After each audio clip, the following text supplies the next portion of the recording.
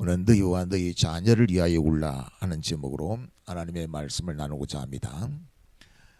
종료주일에 예루살렘에 입성하신 예수님은 마가 요한의 다락방에서 유월절 잔치를 베푸십니다. 그리고 겟세마네 동산에 가서 밤새워 이슬 맞아가면서 기도하시고 예수님은 준비하고 기다리고 있다가 대제사장이 파송한 무리들에 의하여 지금 사내들인 공의로 끌려와서 신문을 받게 되어지고 빌라도에게 재판을 받게 되어집니다. 예수님을 신문한 대제사장들, 그들은 그들에게는 사형을 집행할 만한 권세가 없습니다.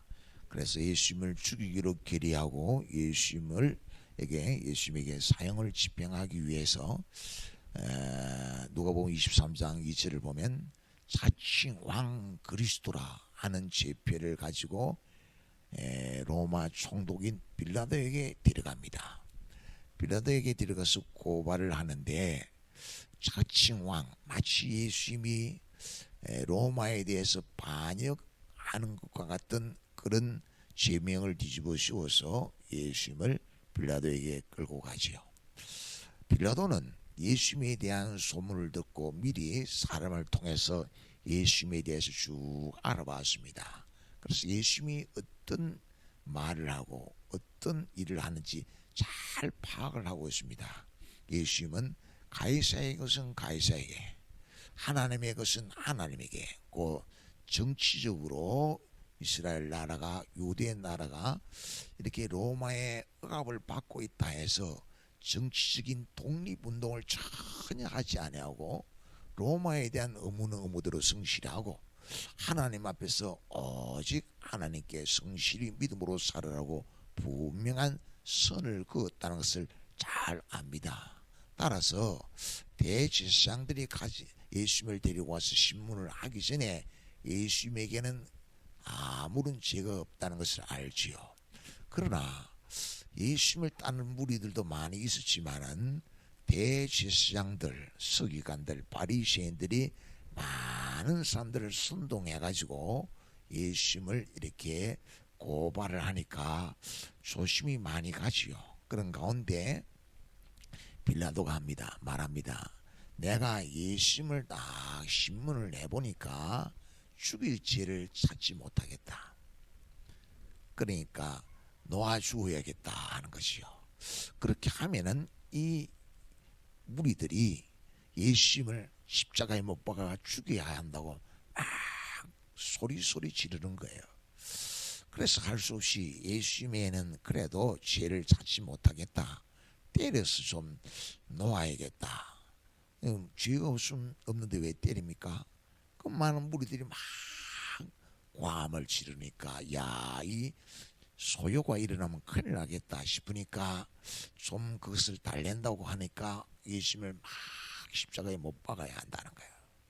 그래서 유월절에 제수 하나를 놓아주는 일이 있는데, 그래 살인하고 밀란을 일으킨 이 바나바를 와 예수 중에 누구를 놓아주기를 원하느냐. 예수님은 많은 사람들을 병을 고치고 또 많은 사람들, 소외된 자들을 다 품어주고 그리 했기 때문에 당연히 예수님을 놓아줘야 하겠다 할 줄 알았는데 바나바를 놓아주라 하는 거예요. 그러니까 할 수 없이 빌라도는 예수님을 그들이 말한 대로, 그들의 목소리대로 예수님을 넘겨주지요. 그 넘겨받은 그들은 지판관에 의해 가지고 막 채찍으로 예수님을 채찍질하고 예수님을 엄청나게 괴롭게 하지요. 예수님 말할 수 없는 고난을 당하게 되어지죠. 아주 실신 상태에 다간 예수님을 끌고 십자가를 지어서 갈보리 언덕을 향하여 갑니다. 그런데 예수님은 이제 더 십자가를 칠 만한 힘이 없어요. 기진맥진해서 넘어지고 쓰러집니다. 계속 넘어지니까 집행관이 볼 때는 예수님이 더 십자가를 지고 갈 수 없다고 판단하고 구레네 사람 시몬이 옆에 있으니까 불러다가 십자가를 대신 지게 하지요. 그리고 예수님을 따라 갈보리 언덕을 향하여 가게 되어지시오. 그것을 예수님 곁에 있는 많은 무리들과 여자들이 뒤따르면서 슬피 울었다, 그렇게 27절이 말하고 있어요. 또 백성과 및 그를 위하여 가슴을 치며 슬피 우는 여자의 큰 무리가 따라오는지라. 슬피 우는 여자들이 등장을 합니다. 왜 그렇습니까? 아마 이 여인들이 생각할 때는 그랬을 거예요. 많은 사람들이, 예수님이 많은 사람들을 이렇게 돕고 병도 고쳐주고 그랬기 때문에 그 한평강도가 말하는 것처럼 예수님이 행한 것 중에는 옳지 않은 것이 없다, 다 선한 일만 했는데 예수님을 십자가에 못 박아 죽인다고, 예수님이 그 선을 행하기 때문에 예수님이 말씀하는 그 말씀이 크게 위로가 되고 힘이 되었었는데, 이 악이 예수님을 죽이려고 저렇게 예수님을 막 매시를 하고 십자가에 못 박으려고 죽이려고 그렇게 끌고 가는 거. 그런데 예수님이시여 아주 무리를 걷기도 하고 죽은 자를 살리기도 하고 아주 능력이 계시기 때문에 뭔가 한 말씀 할 것 같는데, 그 모든 압제로부터 벗어나려고 능력을 행할 수 있을 것 같는데, 정말 아무 말이 없이 들 깎는 자 앞에 잠잠한 양처럼 묵묵히 당하기만 하거든요. 그러면서 십자가를 지고 가다가 넘어지고 쓰러지고 자빠지고 다 귀신해서 십자가를 질 만한 힘이 없고 너무 마음이 아파서 예수님을 볼 수가 없는 거예요. 그래서 슬피 울며 일을 가는 거예요. 예수님을 볼 때에 정말 자기들이 나서서 뭔가를 했으면 좋겠는데 자기들은 또 그만한 힘이 없어요. 아무것도 할 수 없어서 슬피 울며 일을 갑니다. 그때 예수님께서는 왜 그렇게 잠잠한가, 말없이 당하기만 하는가. 사도행전 8장 33절 한번 읽어봅시다. 시작. 그가 굴욕을 당했을 때 공정한 재판도 받지 못하였으니 누가 그 세대들을 말하리요. 그의 생명이 땅에서 빼앗기미로다 하였거늘. 예수님이 바른 재판을 받지 못하고 너무 억울한 재판을 말했다. 누가? 예수님이 그 억울한 재판을 받는데 자리에 가서 예수님이 억울하게 재판을 당했다, 그렇게 예수님이 목숨을 빼앗겼다, 누가 말할 수 있겠느냐 이거예요. 그런데 예수님은 겟세마네 동산에 가서 막 간절히 기도하면서 있지요. 나와 함께 기도하자라고 말씀하시면서 졸며 자는 제자들을 향하여 그렇게 말해요. 마음은 원이되 육신이 약하다. 시험에 들지 않도록 깨어 기도하라 하는 거예요. 여러분, 우리들도 이 땅에 살아가면 있지요. 뭐 억울한 일들 많겠지요. 그때 우리는 어떻게 해야 됩니까? 억울한 일 많지만은 하나님의 선하시고 온전하시고 기쁘신 뜻이 무엇인지 분별할 줄 알아야 돼요. 그런 일들 앞에서 하나님의 인도를 따라 하나님에게 복종할 줄 알아야 돼요. 빌립보서 2장 8절은 그렇게 말해요. 예수님은 있지요, 하나님인데 하나님과 동등됨으로 여기지 아니하고 사람의 모양으로 나타나셔서 아버지께 죽기까지 복종했다는 거예요. 우리의 허물과 죄를 예수님께 다 맡기셨기 때문에 우리를 죄에서 구원하시는 일을 위해서는 아버지께 복종을 해야 돼요. 그래서 잠잠히 억울한 일 많지만은 십자가를 지는 거예요. 십자가를. 따라서 시험에 들지 않도록 깨어 기도해라. 여러 가지 환난이 찾아오고 시련이 많이 찾아온다 할지라도, 억울한 일이 많다 할지라도 어떻게 해야 됩니까? 우리는 좁은 길을 가야 됩니다. 주님의 인도를 따라가야 합니다. 어떻게? 내 힘으로 안 되기 때문에 기도하면서 성령께서 주신 위로 받으면서 성령께서 가르쳐 주시는 하나님의 선하시고 온전하신 기쁘신 뜻을 분별하면서 주님을 따라가는 거예요. 그게 순종이고 복종이에요. 예수님은 죽기까지 복종하시기 때문에 우리를 죄에서 구원하시는 그 직분을 맡았기 때문에, 그리스도이기 때문에 공정한 재판을 받지 못했지만 말할 수 없는 고난의 길이고 핍박의 길이지만은 예수님은 열매를 바라보면서 눈물로 씨를 뿌리는 겁니다. 우리를 위해서 우리에게 생명을 주시기 위하여, 우리에게 영생을 주시기 위하여 당신의 목숨을 내놓는 거예요. 빼앗기는 것이 아니라 예수님이 자원하며 감사하며 십자가를 지는 거예요. 내어놓는 거예요. 그것을 모르는 여인들은 지금 슬피 울며 이를 갈고 있어요. 슬피 울며 이를 가는 그들을 향하여 예수님은 말씀합니다. 28절에서 예수께서 돌이켜 그들을 향하여 이르시되 예루살렘의 딸들아 나를 위하여 울지 말고 너희와 너희 자녀를 위하여 울라. 나를 위하여 울지 말고. 예수는 뭐예요? 아버지가 정하인 대로 성경에 기록된 대로 그 십자가의 길을 가는 거예요. 많은 영혼 구원하기 위하여 열매를 바라보면서 눈물을 흘리며 씨를 뿌리는 거예요. 십자가를 지는 거예요. 고난을 참는 거예요. 목숨을 버리면서 그 길을 가는 거예요. 예수님이 하는 일은 참으로 거룩한 일이고 하나님이 기뻐하는 일이고 가장 영광스러운 일이에요. 그러나 지금은 고난이지요. 그래서 나를 위하여 울지 말라고. 많은 생명들을 살리기 위해서 십자가를 지는 것이라고. 그런데 너희들은 내가 왜 이 고난의 길을 십자가의 길을 가는지 모르고 울기 때문에 너희와 너희 자녀들을 위하여 울라. 그것은 빌라도가 예수님을 재판하면서 있지요. 아무 죄도 예수님께 찾지 못하자. 그런데 막 십자가에 못 박으소서 못 박으소서 하니까 예수님이 말씀해요. 빌라도가 그렇게 말해요. 이 무죄한 이 죄 없는 예수님의 피에 대해서는 이 피값에 대해서는 어떻게 하겠느냐. 그러니까 마태복음 27장 41절에서 그래요. 우리와 우리 자손들이 받겠다. 그들은 예수님에 대해서 잘 알지 못하니까 그 피값이 무엇을 말하는지 모르니까 우리와 우리 자손들이 받겠다고 했어요. 그래서 너희와 너희 자손들을 위하여 울라 하는 거예요. 그것은 29절을 보면 보라 날이 이르면 사람이 말하기를 잉태하지 못한 이와 해산하지 못한 배와 먹이지 못한 젖이 복이 있다 하리라.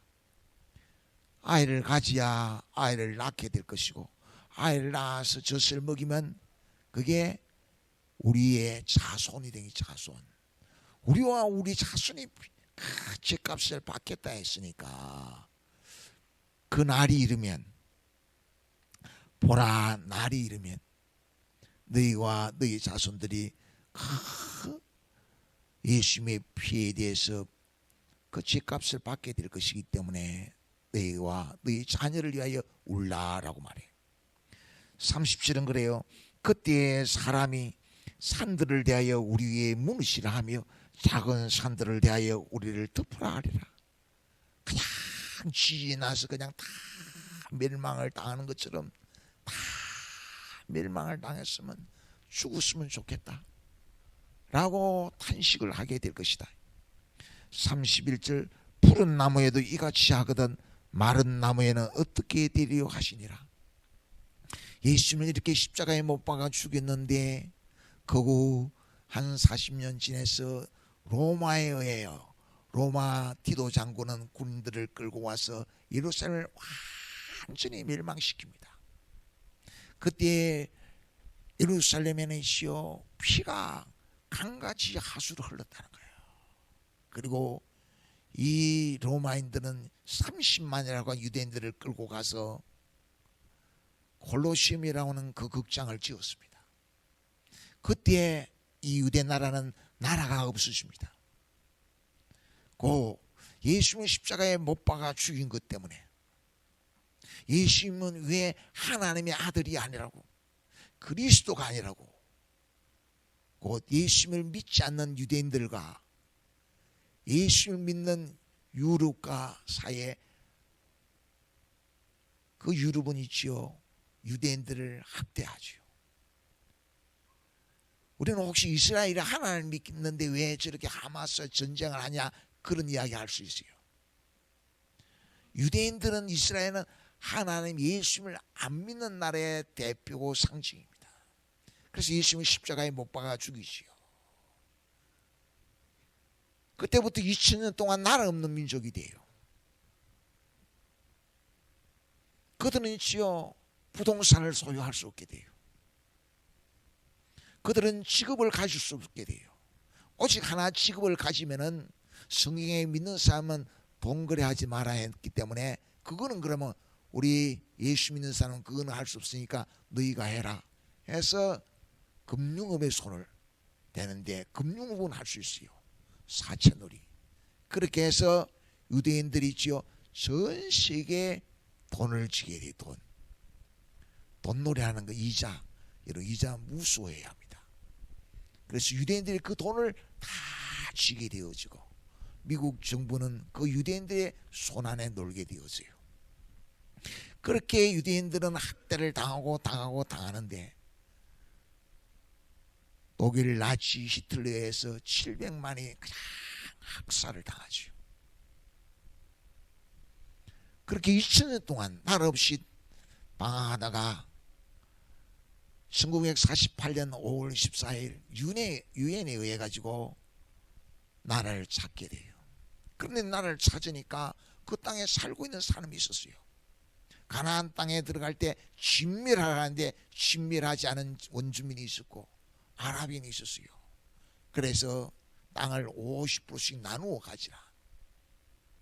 인구 숫자는 아랍이 많지요. 한 80대고 유대인들은 한 20%밖에 안 되니까 유대는 남쪽, 유대의 강야 있는 땅을 차지하지요. 그러니까 유대인들은 2000년 동안 나라 없는 수름 히틀러에게 막 학대를 당했으니까 아주 나라 지키는 일에는 있지요, 피눈물을 흘리면서 지킵니다. 땅을 나누어 주니까 곧바로 중동 전쟁이 터지지요. 지금까지 전쟁을 하죠. 그 연장선에 있는 것이 이스라엘과 하마스와의 전쟁의 전쟁. 그 뿌리가 근대 역사 예수님 이후 2000년간 이어오는 거예요. 2000년간. 그것을 내다보시고 예수님이 뭘 합니까?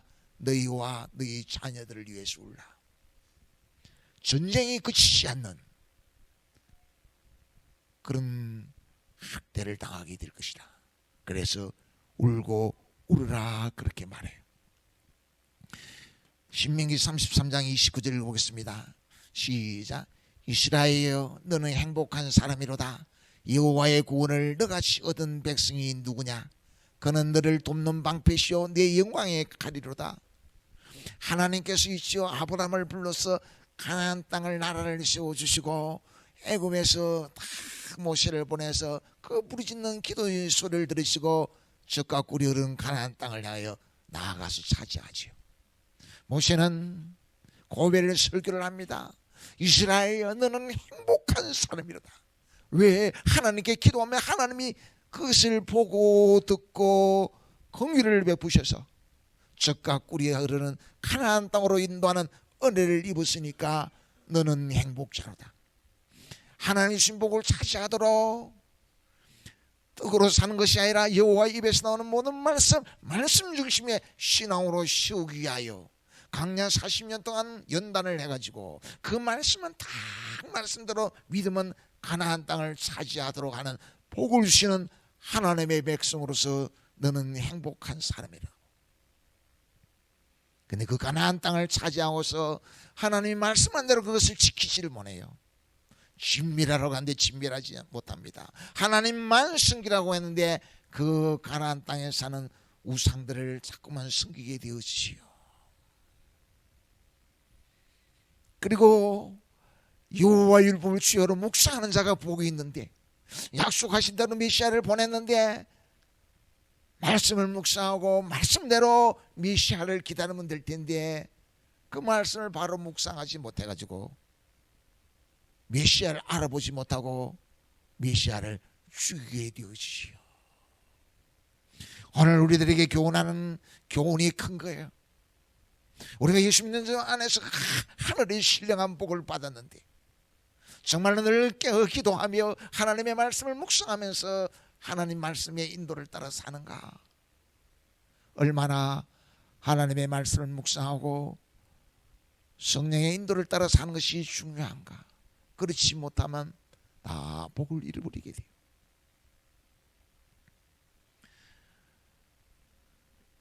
독일이 유대인들을 한참 학대할 때 그 아우슈비츠 감옥에 갇혔다가 살아나온 코르텐붐이라고 하는 여사가 있어요.